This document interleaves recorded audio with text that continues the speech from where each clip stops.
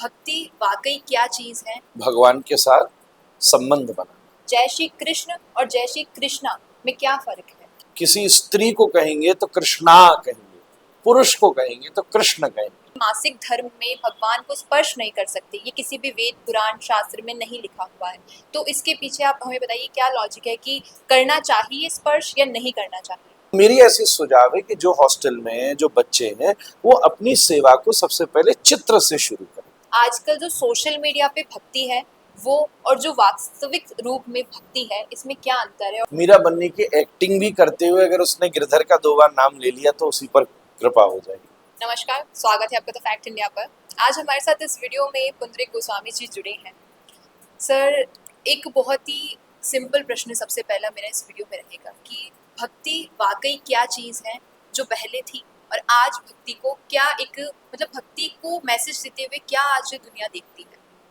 भक्ति का सामान्य अर्थ होता है भगवान के साथ संबंध बनाना।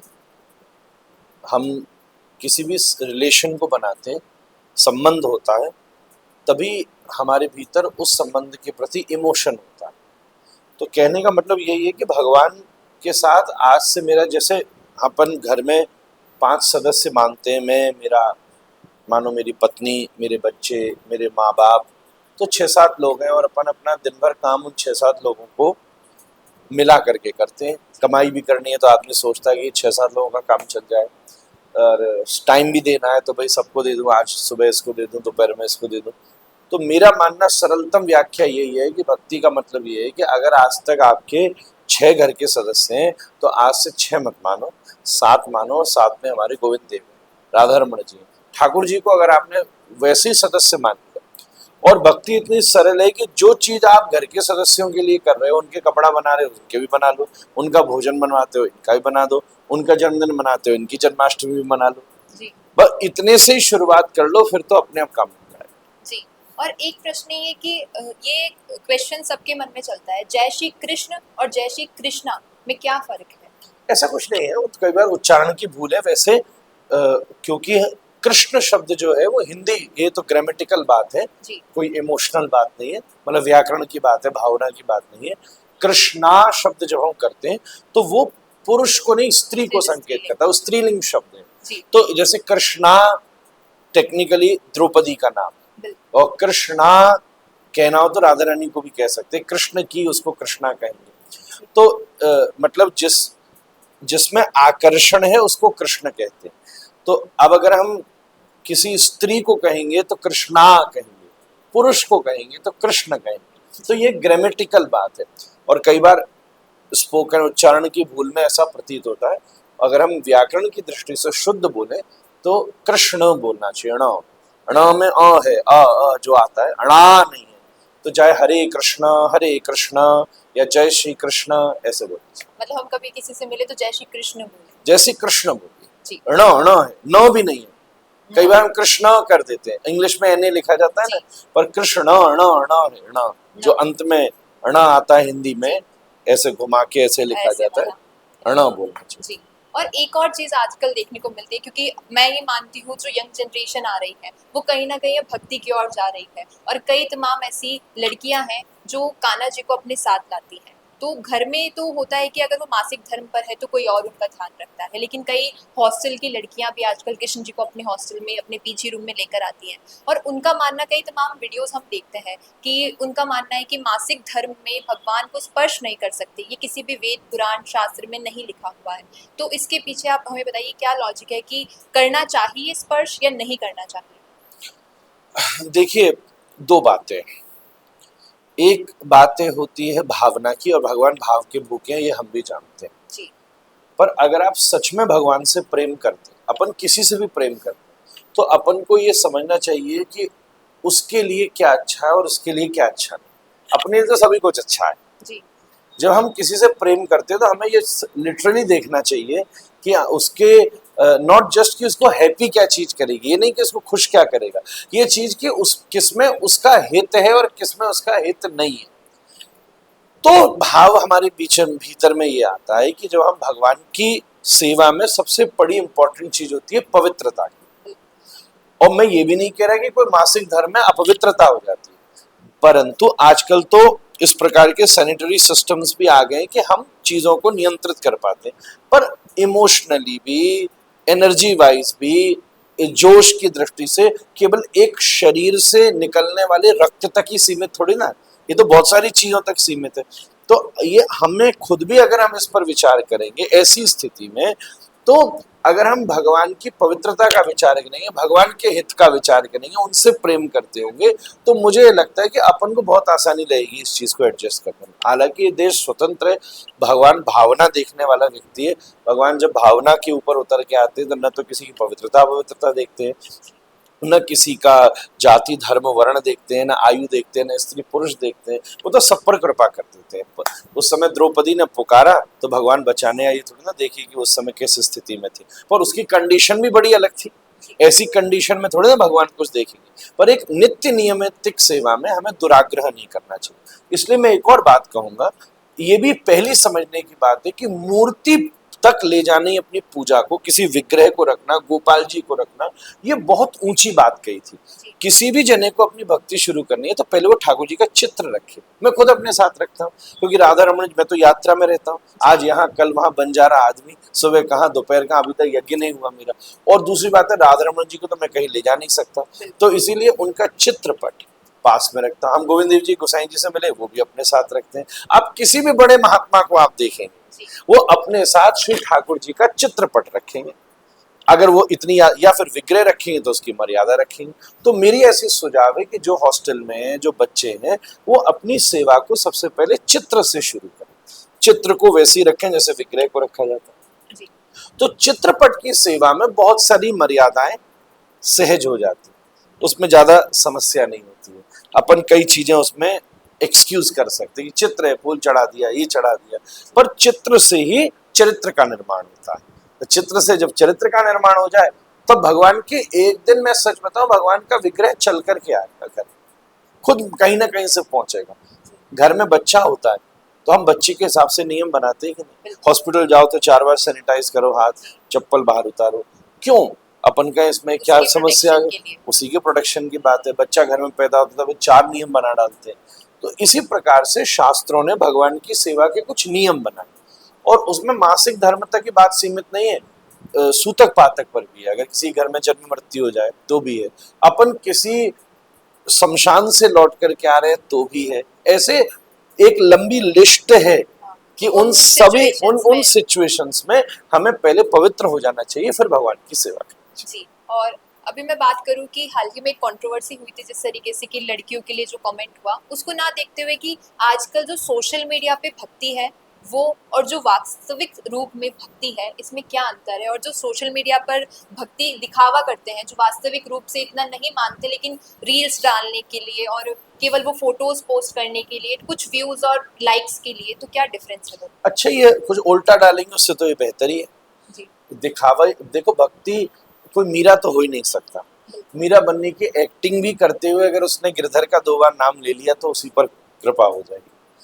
तो मुझे ये मानना है, मैं ये तो कह रहा हूँ कि हम भक्ति दिखावे से भगवान तो कभी नहीं मिलेगा, ये बात तो कन्फर्म है जी। पर एक बात जरूर है, आज अगर प्रैक्टिकल सिनेरियो में देखा जाए तो उल्टा सीधा डाल रहे हैं, व्यर्थ की चीजें डाल रहे हैं, उससे बेहतर है कि कोई भगवान के चित्र डाल रहे, उससे बेहतर है मतलब खुद नग्न होकर के डाल देंगे तो उससे ज्यादा चीजें मिल जाएंगी। उससे बढ़िया ये कि ब्रज गोपी की तरह श्रृंगार करके सामने डाल रहे हैं, तो सामने वाले व्यक्ति को प्रेरणा उससे मिल रही। आई वुड से, मैं ये कह दूं ये नहीं करना चाहिए तो भी उससे कोई फर्क पड़ने वाला नहीं।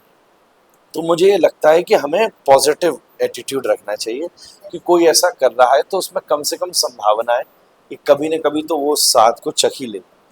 पर जो ऐसा कर रहे हैं और असली में भक्त नहीं है, उनके लिए मैं ये कहूँगा कि भैया कभी असली में भी माला आप फेर के देखो तो आपको सच में अनुभव हो जाए। और एक बात बोलूं अंतिम, जो लोग रील की वजह से भक्ति करते हैं, कभी ना कभी तो ढोल की पोल खुली जाती है। आज एक दिन कर लेंगे, 1 साल कर लेंगे, 2 साल कर लेंगे, 5 साल कर लेंगे, कभी ना कभी तो पता। अभी मुझे कल ही किसी बच्चों ने फोटो दिखाई, एक लड़का है कहीं पर वो लीला करने जा रहा होगा मंच पर, जैसे आजकल ड्रामा ड्रामा होते हैं, जी तो उसने वेश धारण कर रखा, मुकुट है, ये में तो बड़ा एग्रेसिव हो गया।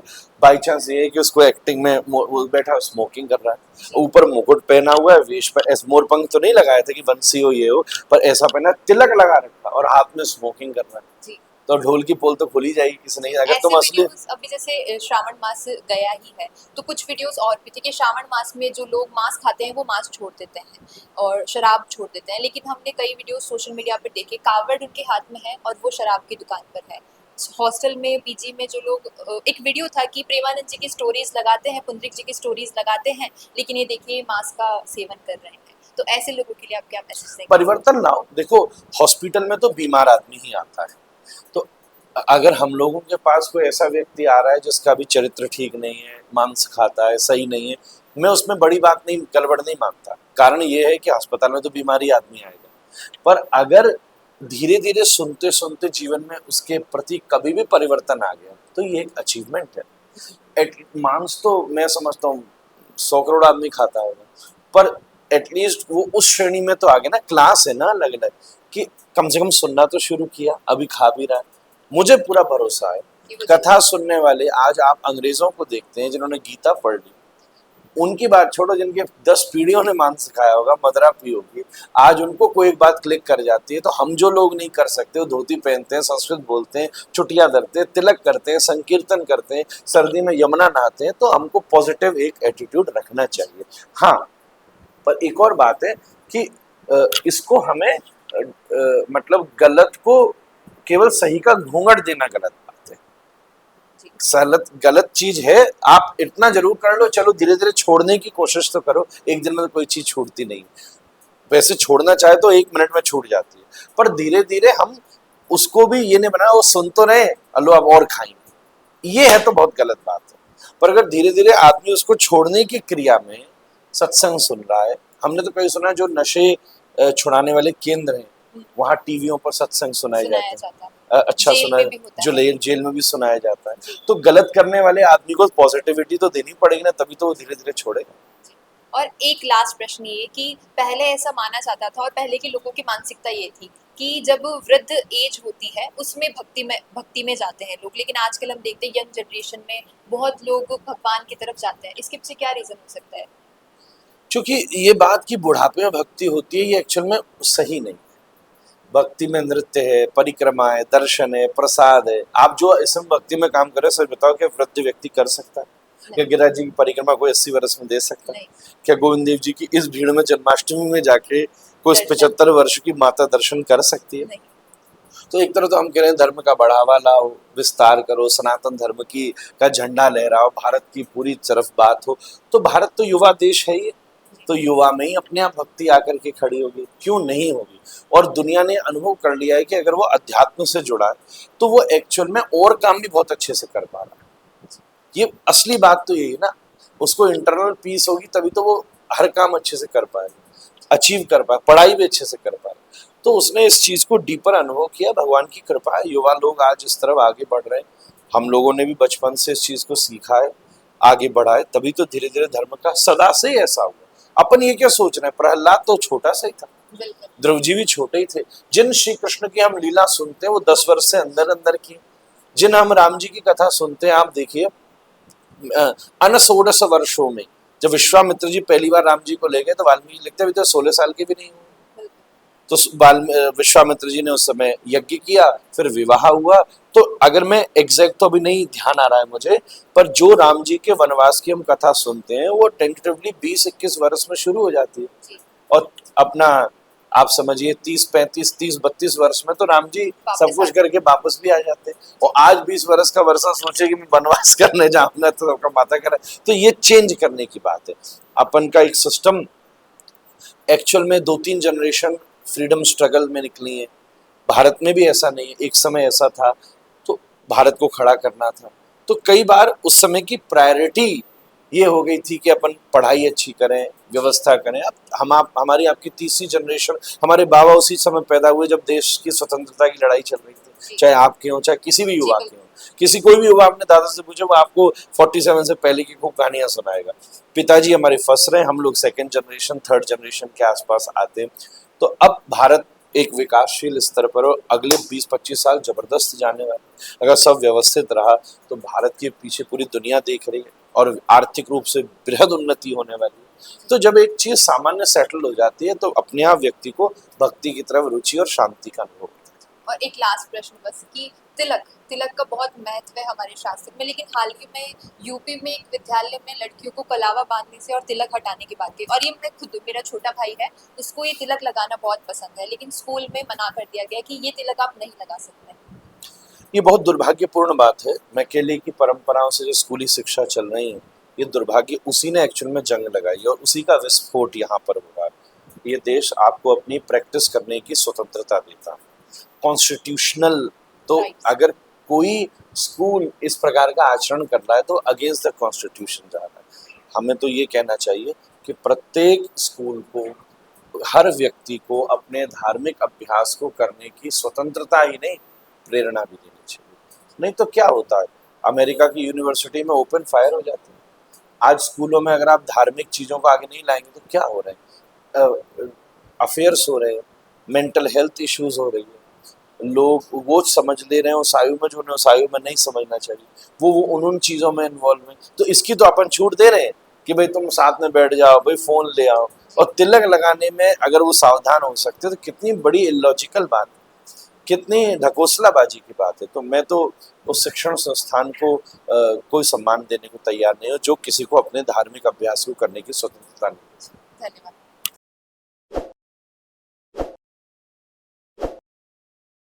ताज़ा खबरों के लिए विजिट करें द फैक्ट इंडिया की वेबसाइट और डाउनलोड करें द फैक्ट इंडिया ऐप।